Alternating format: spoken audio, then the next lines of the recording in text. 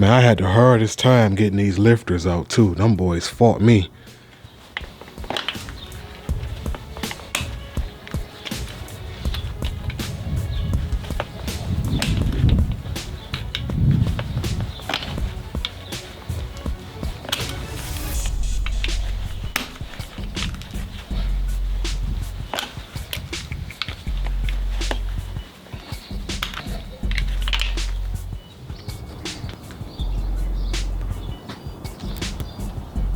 What's going on, YouTube? Welcome back to the process. Y'all see that sun out? So I'm out. Finna go ahead and get my LS teardown finished up. I got a few more things I gotta get to. I wanna get these knock sensors out, get my lifters out, and get my cam out so I can do a good inspection and see how my cam bearings look, and just, you know, check out my internals, man, and make sure everything look good and get it ready for the next step. So when I get through with that, we're gonna discuss a few things. I got a few questions for y'all, and I'm gonna kind of bring y'all into what I plan on doing next. I want to actually do my own porting job on my heads, my 862s. So make sure y'all like this video right now. And if you're new to my channel, make sure y'all stay locked in with your boy. This is my LS swap I'm finna do on my 1978 El Camino. So if you like Gbodies and like seeing somebody put their own work in, get their hands dirty, follow my process. So with that being said, let me go ahead and get this finished up. Why I sound like Suge Knight? If you tell somebody all in your videos, dancing, join the process. It's like, nah, let's get it, man.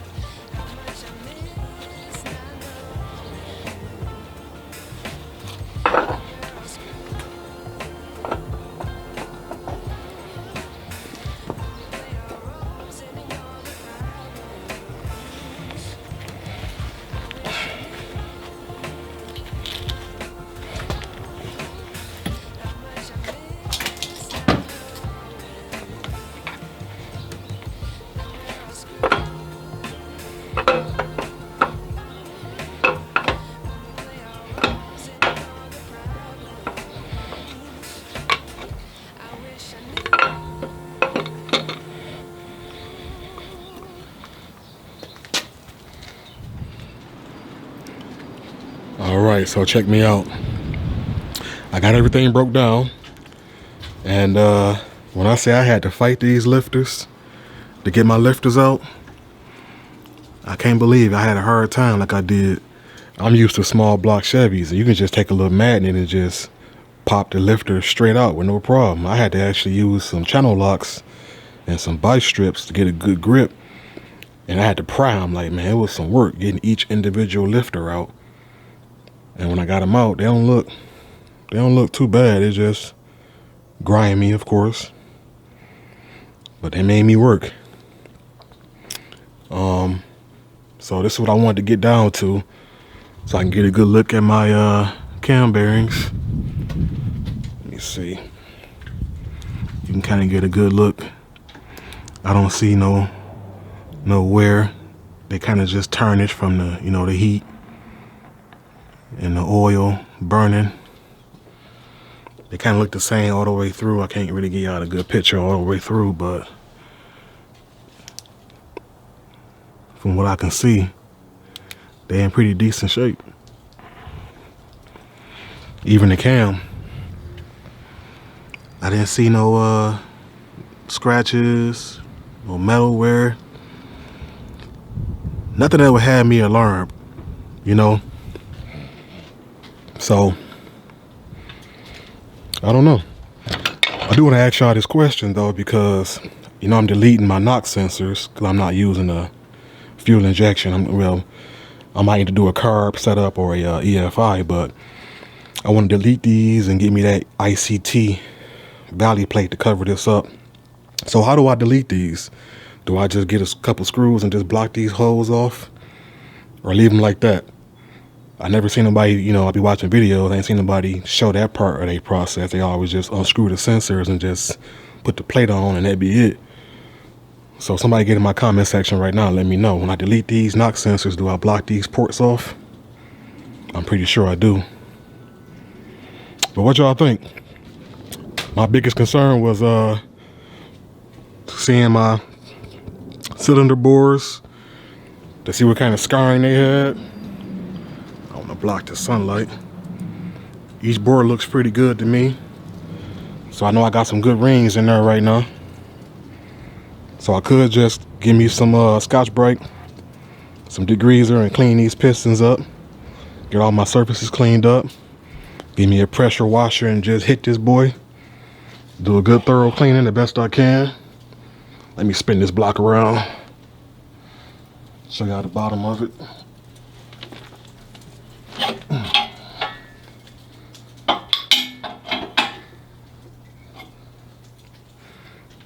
Crank looked fairly good. It's just a bunch of grime.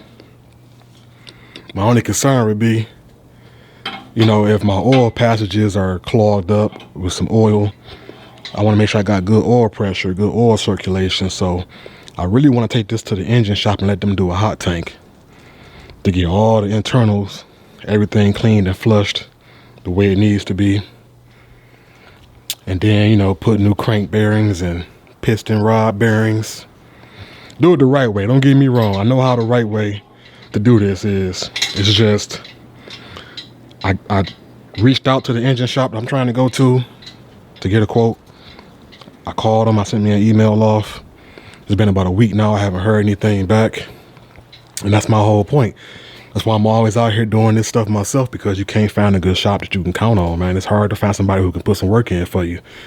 They either got they certain customers they work for, or it's the same excuse. Oh, you know, we busy right now. We 2 months booked. It's always something. So I'm finna start reaching out to some other folks I know and try to get me a quote to get this block hot tanked and new cam bearings installed.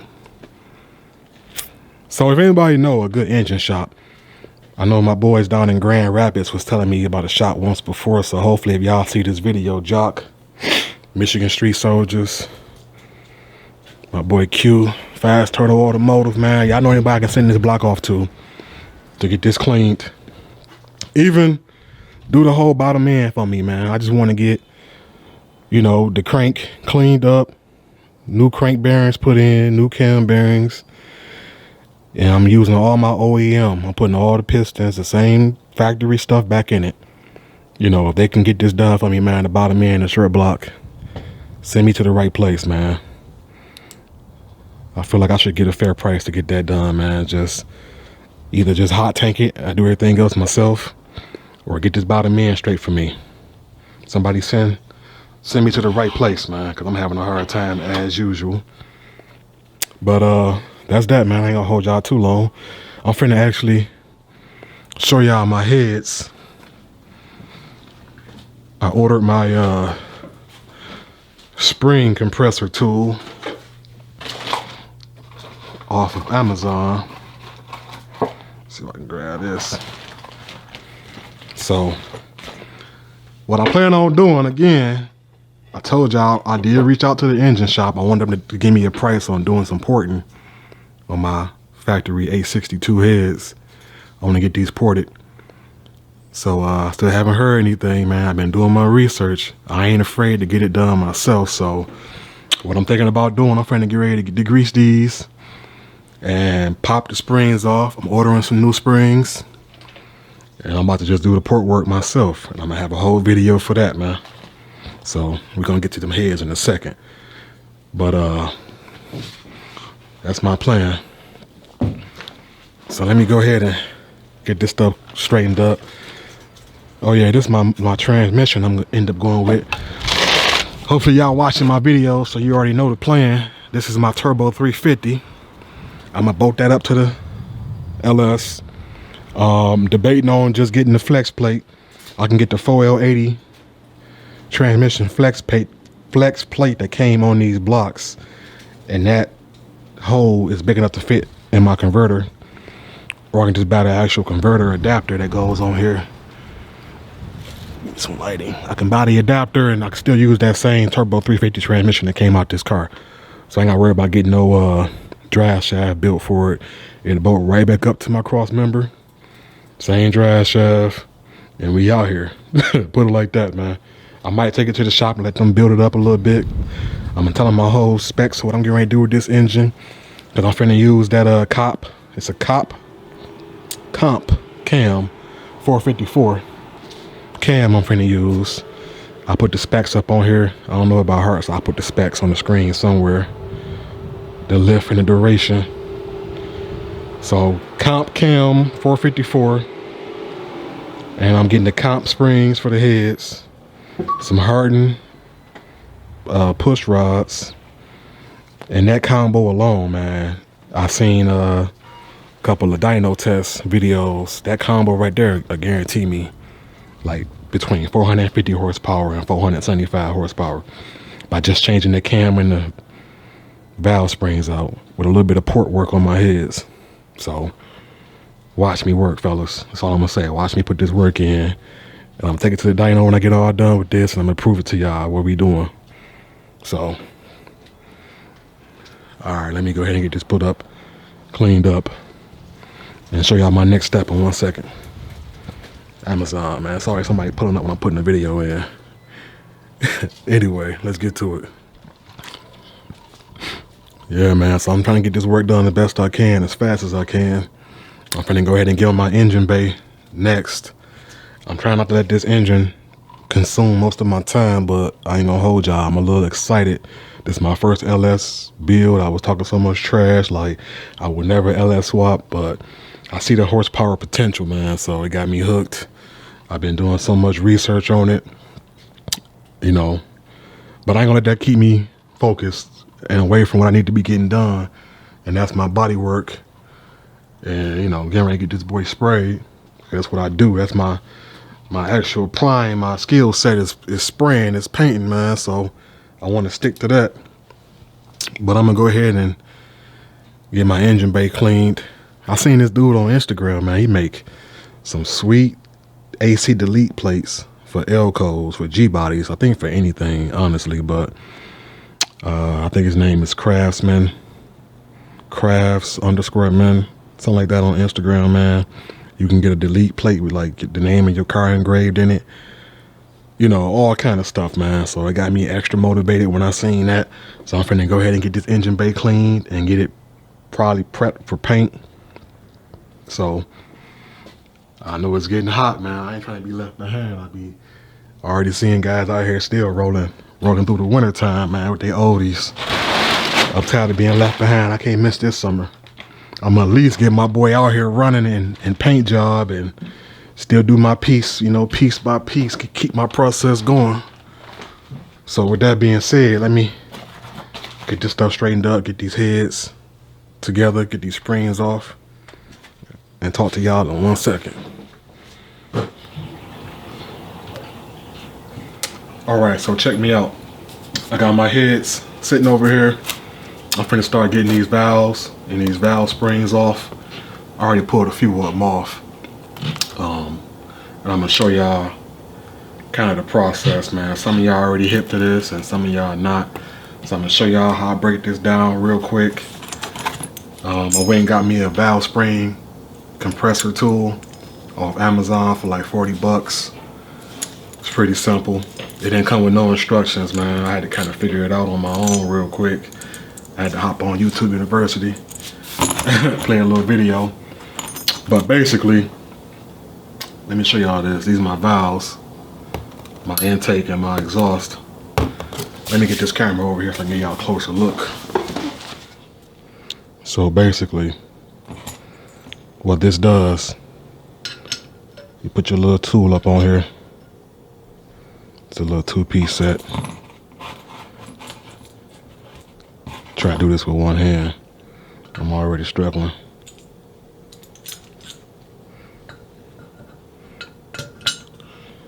Get it up on here, you put your little 2 screws in there. All right.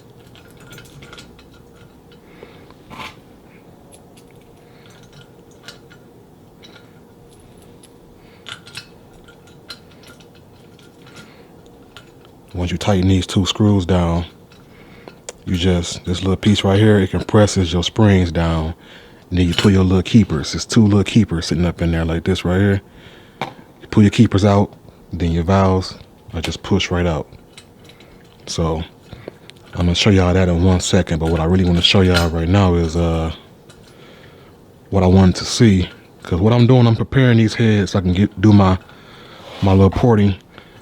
I'm gonna clean them up real good first. I went and got me some of this heavy duty easy off. I'm gonna spray the head down real good, get all that carbon and all that buildup off of these heads. But this is what I wanted to show y'all. So this is the inside of my ports. Like when you porting, most of y'all know this, most of y'all don't, but when you're doing a port job, you basically cleaning up some of this rough casting. You basically removing some of this material to get better CFM, better airflow. So I'm gonna file some of this stuff down later on and make these heads perform a whole lot better. But at the same time, if you can see where these valves used to sit at, this is my valve seat. It's kind of hard, I ain't got no good lighting. I can't even move this. But my valve seat is right here, around here, and that is so much carbon that built up around that, my exhaust port. I'm pretty sure this valve was not keeping the compression the way it was supposed to. It's probably leaking. Because this one here is still shiny. You see that shiny ring around it? And that one right there, real dirty. So I've seen a little technique where you supposed to, I think it's called valve lapping. You get some polish, compound polish, and you basically clean this surface up so that this valve will have a better seal. All that is important, man. We're trying to make horsepower. You gotta make sure you got a good valve seating and make sure you got basically a lot of room for air to flow in and air to flow out. So without me getting too deep into that, make sure y'all stay tuned into this, through this whole little process, man. Like this video right now, subscribe to my channel. I even got a few broken exhaust bolts I gotta tap and get out of here. I'm gonna just use my welder and just tap a little bolt to those and screw them off. So again, stay locked in with this process, my baby. Make sure y'all subscribe to my channel right now. So let me go ahead and get the rest of these valve springs and valves out. Y'all stay tuned in for my next video.